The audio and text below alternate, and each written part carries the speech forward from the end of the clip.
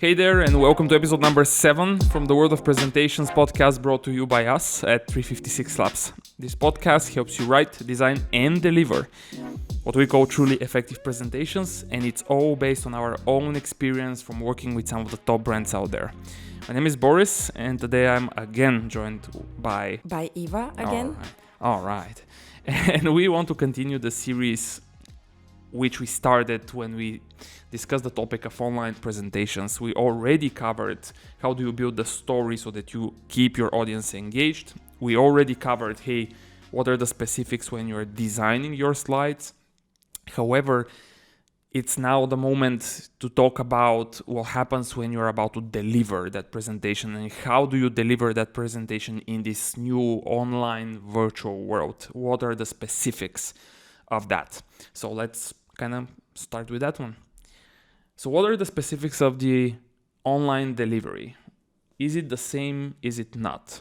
Yeah, that is, I would say, a very common question that people ask us during consulting or during training sessions. Okay, so I have my presentation, it looks good, I have a good story, so I'm just going to deliver it the same way that I was going to deliver it during the offline event. Isn't that as simple as it sounds?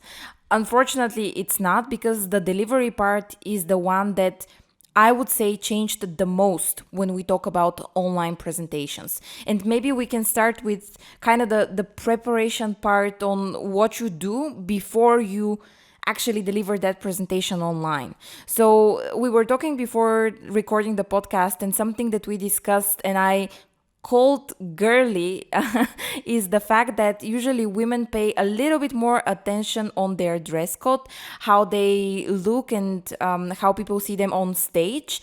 Well, in the online world, that's also quite important. And here are a few things that you need to be careful about when you deliver presentations online, and you want to be mindful about your clothing. So if you have any shiny objects on your t-shirt, if you're a man, or on your t-shirt if you're a woman, it depends on what you are wearing at that day. If you have any shiny prints, for example, that might be reflecting light, make sure that you test that one. Make sure that no light is reflected back into the camera, and the same goes for your face. So if your face is shining, if you're nervous, and if you're sweating, it's very, very easy to just put a little bit of a powder on.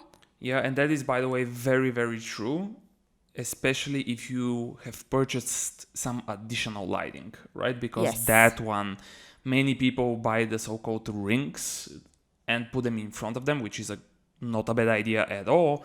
It's just that when you have those, you have to test how are you going to look and whether or not there is some light that's being reflected out of your face or out of your clothes. Yes, and that's extremely, extremely important. Another also important factor with the additional lighting is that also creates a lot of heat. So not just the nervousness might be the factor of the sweating, but it might be because of the lighting. So make sure that you test that one out. And it's the same for any noise-making accessories that you usually wear. For example, some kind of bangles or jewelry that is making a lot of unnecessary noise. Try to be very simplistic on that side, and it's the same for devices. Like, for example, at our office, we have a really cool coffee machine, but it's making so much noise. So anytime when we are presenting online, we make sure that the coffee machine is off, or we are in another room where you cannot kind of hear it. It's the same for watches. If you have a watch that is making sounds, phones, Alexa, if you have Alexa in your office or in your home. So these are very small things, but they make a huge difference, and also they make you feel much calmer when you're presenting, because nothing can make any unnecessary sound or anything that might be quite distracting. Yeah, just look around, see what can produce unneeded distraction and stop it. Yep, and it's the same for the way your clothes look actually on camera. So if you have, I would say, a very minimalistic background, if you're using like a couple of books behind you or something that is quite bright, I would say that it's a good idea to try and wear bright color for your clothes. just so that you can pop up on camera. You mean contrasting color? Contrasting, Not yeah. bright, okay. Well, on a Yes. bright background, bright color. Okay, sure.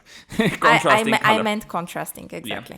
Okay, that being said, something else that's very, very needed, I would say, when you're about to be presenting online or when you're about to be delivering, let's say, a full day training or 4-hour training. That doesn't mean that you don't have breaks in it, but it's still not a bad idea to go to the bedroom to the bathroom first, because you don't want something very strange to happen during the call. So that is something that I would definitely recommend people have in mind when they're about to join an online call too. So what else? Yeah, I always advise people to have water just next to them. Maybe not a great idea to have a super cold water. I know that it's currently in the summer months, it might be quite hot at some places, but still try to have room temperature water. It's so much better for your throat, and the chance of coughing are so much less than having really, really cold water. Yeah, and once you're there, once you figured out everything that we just discussed, then we say, okay, let's start this call, especially if you're the organizer. Let's fire this up. One of the coolest things that you can do, and one of the easiest at the same time, is that you can think of the online call as a physical meeting, right? The physical meeting doesn't start on the hour. It starts a bit earlier when people are joining the room, talking, chit-chatting, sharing some gossip, of course, etc. So what you can do is start the lobby a bit in advance to engage the audience and to engage the people who are going to be listening early on, right? I think that's actually a great idea. It gives people a little bit of time to also know each other. If they have never seen each other, they can kind of at least see their names, check on where is everybody, which part of the world they're joining, etc. So that's a really, really great advice. Yeah. But by the way, we have started doing this, I don't know, maybe 2 or 3 months already we're doing this, and the results are tremendous. It's like we always talk in the public speaking course that, hey, when you go on stage, you are not part of the tribe. We lift in tribes, right? However, when you're presenting in front of a group, when you're in person, and when you're the speaker, you are not part of their tribe still, and that's why you experience some very interesting emotions, right? However, when you join the lobby early on, and when you reach out and when you start connecting with the audience beforehand, slowly but steadily, you make and you feel as you are kind of welcomed into their tribe, because they are one thing and you are a separate thing. The problem is that you are alone as of the start of the call, and being early, being able to engage with them, makes you part of that group, which immediately lowers the pressure, lowers your nerves also. yeah, that's actually a great advice, and we always give it for presentations that are delivered also live. Absolutely. As an example, this week was a very exciting week for me because I had my first training session, which was in person in front of, I think, 20 people. They were a very small team. It was a short session, but still I went there earlier just to meet the people and just to see how, what they do, what are their roles, etc., etc. And it was such a big difference compared to when you just go and deliver your session. So we always give that advice to our clients. When you have a presentation, it doesn't matter whether it's front of a team, whether it's at a conference, go there earlier to kind of engage and feel what are the people that are there who are going to be listening to you. Yeah, now that being said, let's imagine that you are ready to deliver. So one of the important things when you are about to deliver the presentation is, and you may have heard it, but there is a reason why you're hearing this advice, is if possible, because not every single time it will be, we understand, we agree, but if possible, stand up. If possible, if you have a stand-up desk, or if you can configure your setup where you're presenting so that you are standing up, that will be very much recommended. The reason why you want to do this is because when you are in this position, your core opens up, and this allows you to breathe better. And because you are able to breathe better, then your voice sounds better, right? So stand up if possible, okay? Quick hint here, books work great. You just need to make sure, boxes as well, whatever you can find in your home would work for putting your laptop higher, even if you don't have a stand-up desk.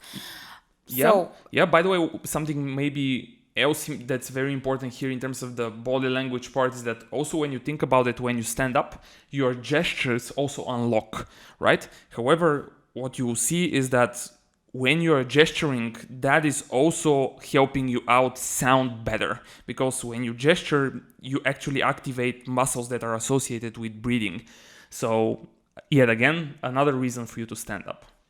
that's very, very true. And not just standing up, what I would say that you need to stand up in a way that your audience can see, let's say up until half of your belly, so that this way you're not really close to the camera, so they don't see like this huge face, which Yeah. I've seen during calls, and it's Many times. really, really frightening. So don't do that. Stand up, make sure that the camera is catching half of your body, so at the same time you won't look small because you're far away from the camera, and you will look just right. They will be able to see your hands, and they will be able to see all of the gestures that you might be doing during the call. Yeah, that is, by the way, I don't know where I heard that, but someone, I believe it was Stefan Vera, I don't know, he's a body language expert based in Germany. In Austria.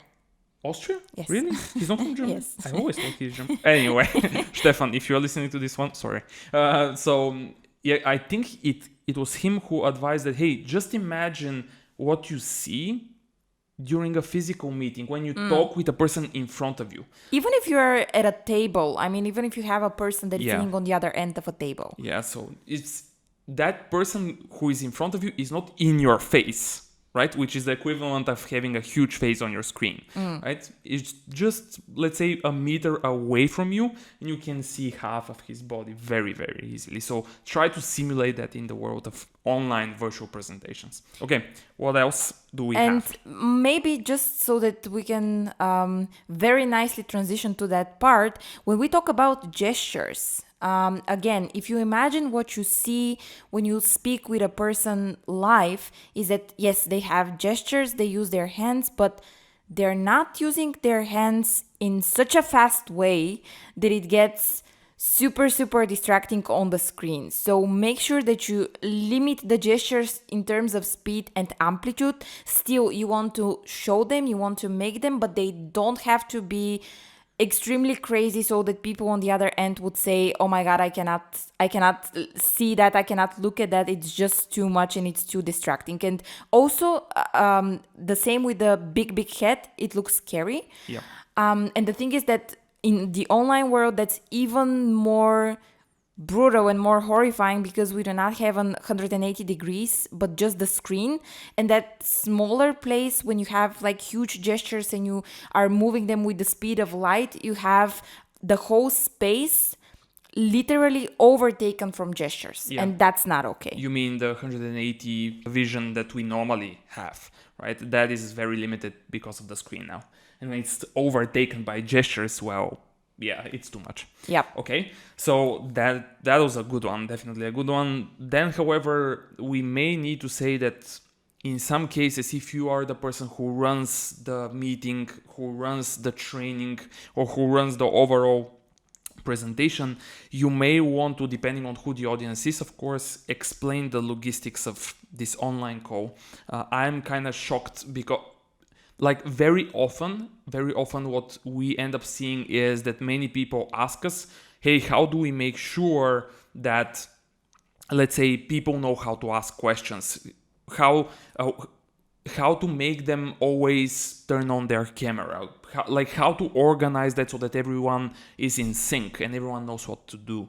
And that is very easily done, or at least what you can do is, first you can add that, by the way, to the calendar appointment, right? And if you want a template for your calendar appointments which has all the needed details for an online meeting, shoot us an email. We have something that's really well done, and we use it with our own clients. We will be happy to share it. But also, when we also start training, and very much a lot of alsos here, when we start online trainings, the first 5 minutes of those trainings or those meetings are spent on explaining, hey, this is the tool, this is how it works. And if you have questions, this is the procedure that we expect you to follow. Turn on the camera, unmute yourself, or before that, raise your hand. The speaker, you, me, whoever the speaker is, will see that, will stop, will ask you to turn on the camera, unmute yourself and ask, right? And when everybody hears that, everyone is now on the same page, kind of aligned with what is expected. Yeah, that's a great advice. What I would say is that sometimes when you have people on different levels, some of them might have used the platform, some of them might have not used the platform. It's always great to have that 2 or 3 or 5 minutes, whatever is necessary, just to put on the logistics on the table and to align with everyone. But something that I often see when I join trainings, and it's especially with people who have used already the platform that we are using, that might be, for example, Zoom, because we often use Zoom for our online trainings. What happens is that people are using virtual backgrounds. So Boris, what is your opinion on virtual backgrounds? That's a very interesting topic, I think. Yeah, there is by the way, the online world and presenting online brought a lot of new research on the market. And one of the latest researches and things that I found was by this person who is quite popular in the presentation field. His name is John Medina. And I won't say, first of all, my opinion is that they may be kind of tricky, because it looks very strange when I see somebody who is in, let's say, outside of this planet, right? His background is the cosmos, or I don't know, like some crazy things. If you are going, or you have the Golden Gate Bridge, which it's not possible to have. But so if you're going to be using a virtual background, at least use something realistic, right? Something that's like a room setup that's beautifully designed.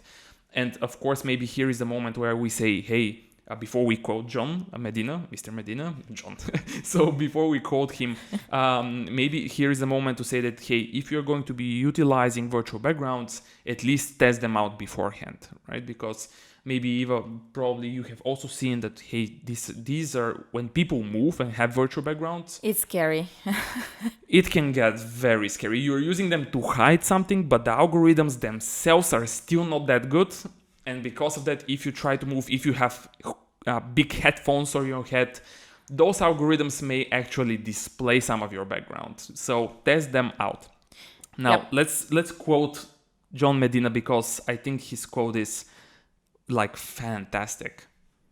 Yeah, so what John Medina explains is that and I'm quoting here literally, so the brain gets inputs from many sources. When one of those channels is missing, it makes things up to fill the gap, which is, if you think about it, it's pessimistic. And our brains, they get stressed.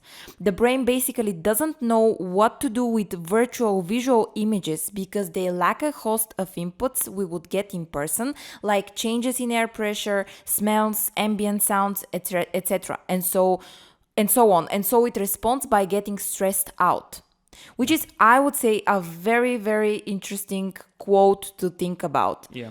So virtual backgrounds, they might look cool. Sometimes they might seem cool because you have like many options, like you have the space, you can upload your own picture, you can upload the logo, whatever. Yeah. But the thing is that we might be doing more bad things using virtual background than doing more good things. Yep. So think about that when you have an online call. What I always advise and what I always suggest to our clients is just to try and figure out a way to show very minimalistic but still interesting background. What that means, for example, you might use a couple of the books that you have, you might use a wall with a nice painting or something that it's not too distracting, but still it would make the people look at the screen and kind of appreciate the background. Yeah, I would add, even though we discussed this, I don't remember, to be honest, whether or not of course you don't. Of course I don't. So the background and the way that you set up your background, as Eva said,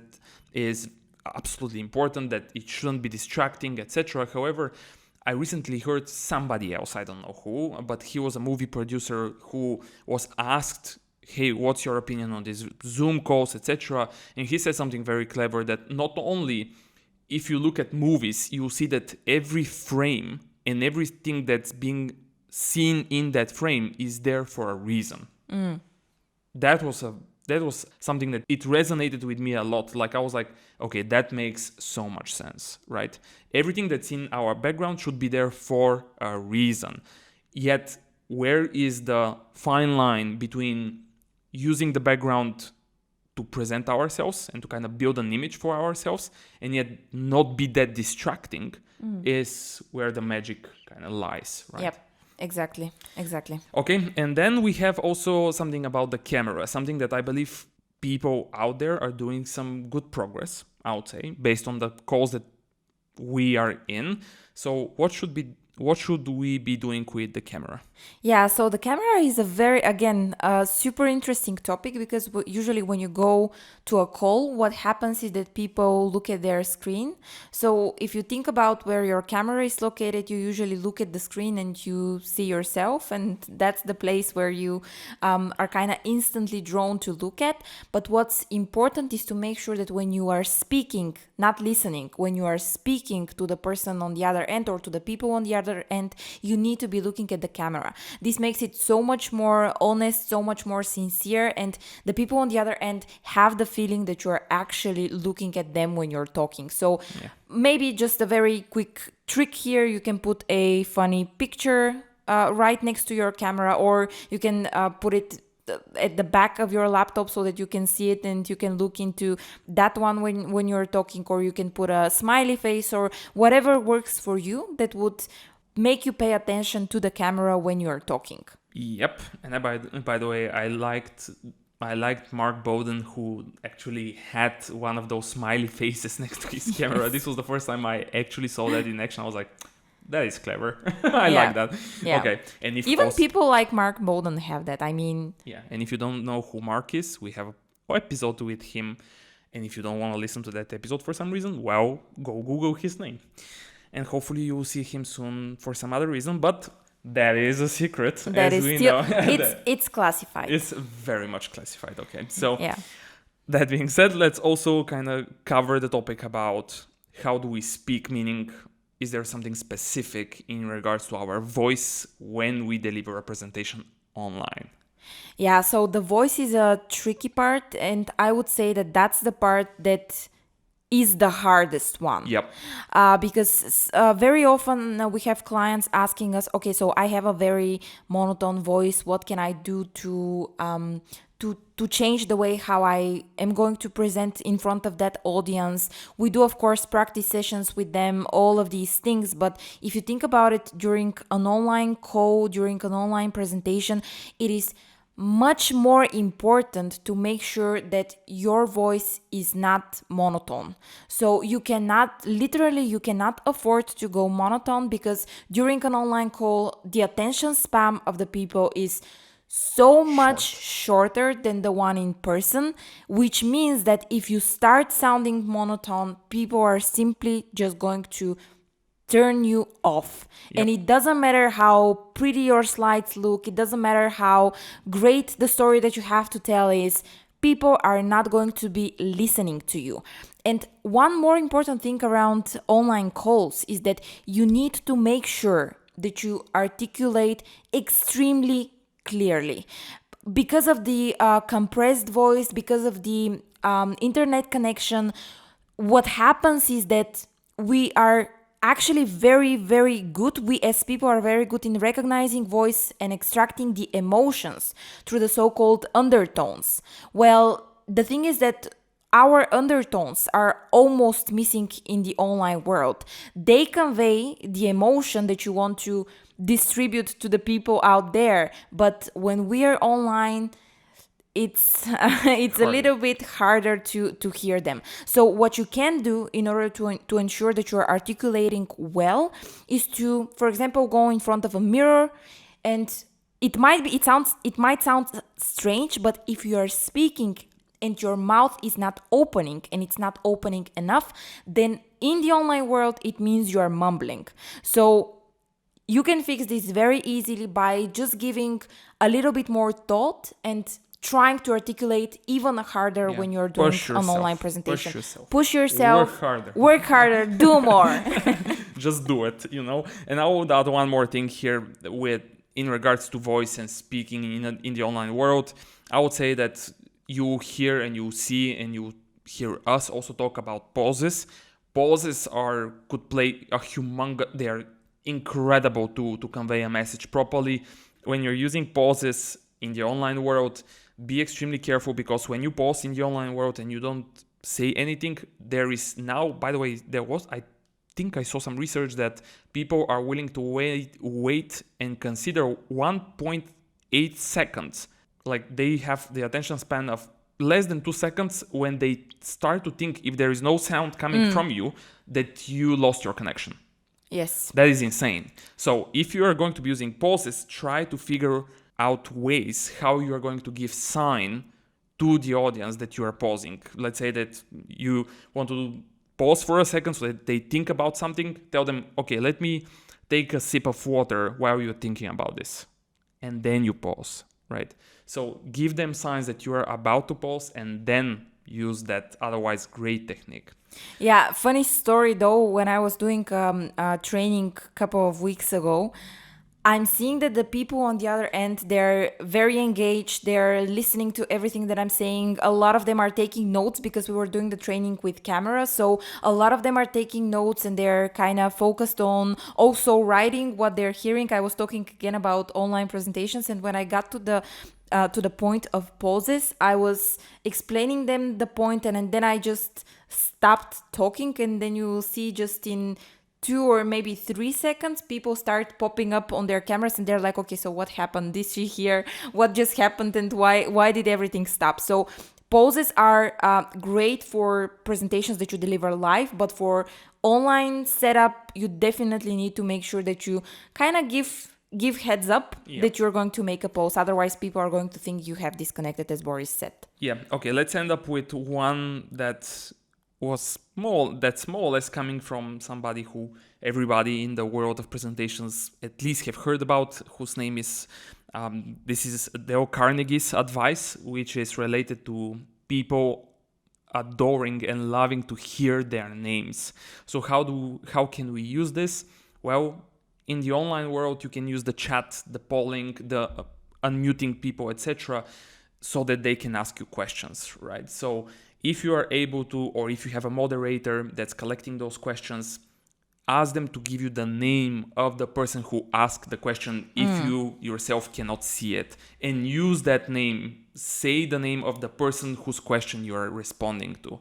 That is something that obviously people love to hear their name, so let's give it to them. Yeah, okay? and you can use that one, by the way, not just in presentation setup, but in person. general in communicating setup. When Okay, you want to persuade someone to do something, you can also use their name, because indeed people love hearing their names. Utilize that technique.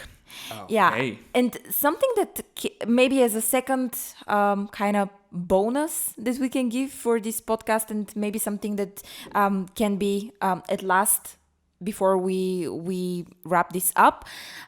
We often get a question, and we often get people say that it's challenging for them to kind of check in with their audience. So what do they think? How do they feel when I'm presenting?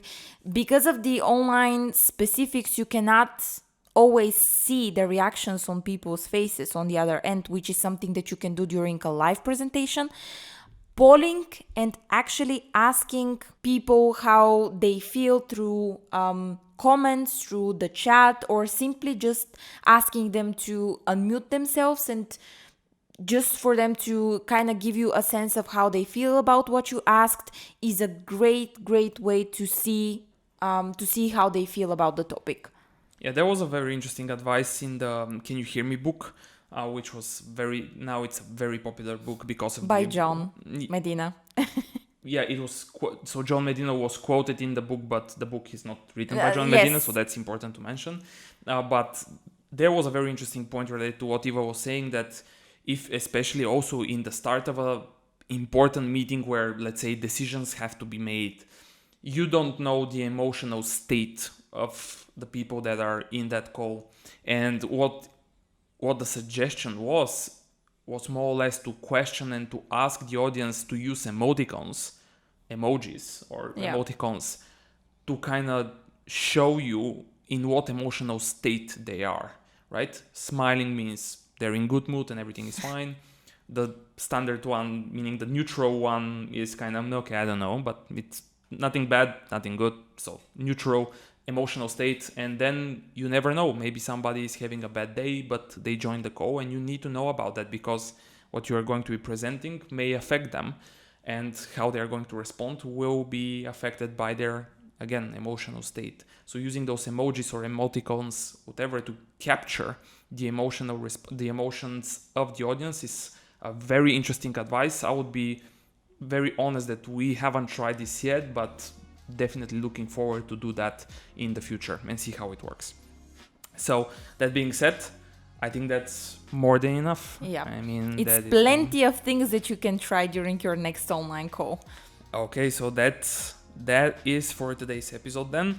We hope you know more now about delivering online presentations and more or less the world of online presentations, and that you're already looking forward to applying that in your next online meeting.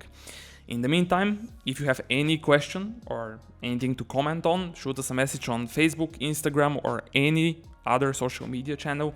Visit 356labs.com to find more about how presentations can help you or your business grow, and let us know what experience you have had up until now with the topic of virtual presentations. Thanks for listening, and see you in the next one.